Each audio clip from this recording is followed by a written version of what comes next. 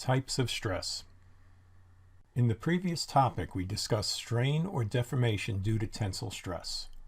That meant the material was being stretched a distance delta x here.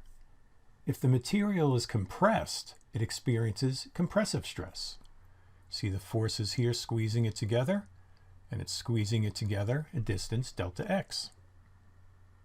Compressive stress uses the same equations as tensile stress, right here. Young's modulus, force, cross-sectional area, and original length. Stress, also known as sigma, is force over area. There is a third type of stress called shear. An object under shear stress experiences equal and opposite forces applied across its opposite faces. So what does that mean? Well, if you have this box down here, what's going on is you push the top of it this way and the bottom this way, and it turns into a shape like this. Okay? The volume of the object remains constant. So here's the example: a book placed on a tabletop and two forces exerted in parallel to the surface. And the top part of the book goes this way and the bottom part goes this way, and it's no longer a rectangle. Shear stress uses the same equations as tensile and compressive stress, with the exception of Young's modulus, E, which is replaced by the shear modulus, G. So G is force over cross-sectional area times the change in length divided by the original length.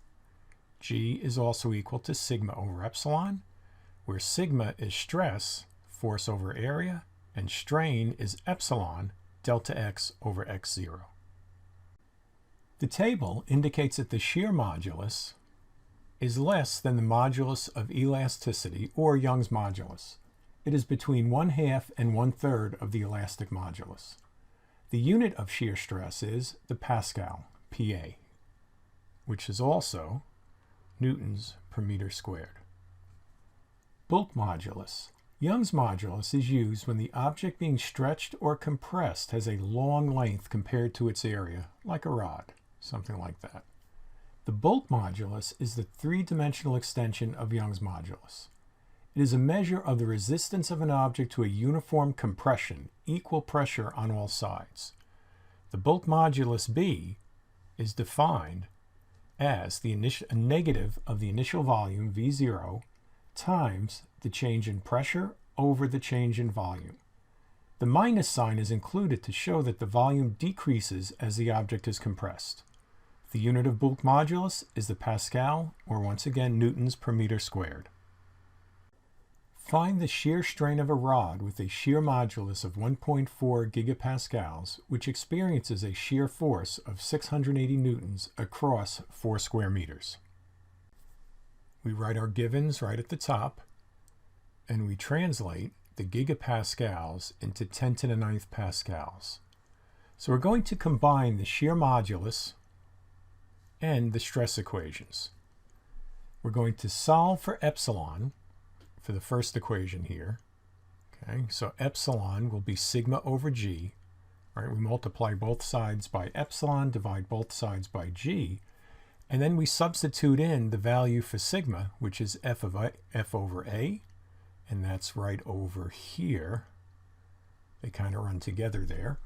And now we're going to substitute in our givens, and we have the force on top, cross-sectional area here, the shear modulus here, and we get a unitless number, 1.2 times 10 to the minus 7th.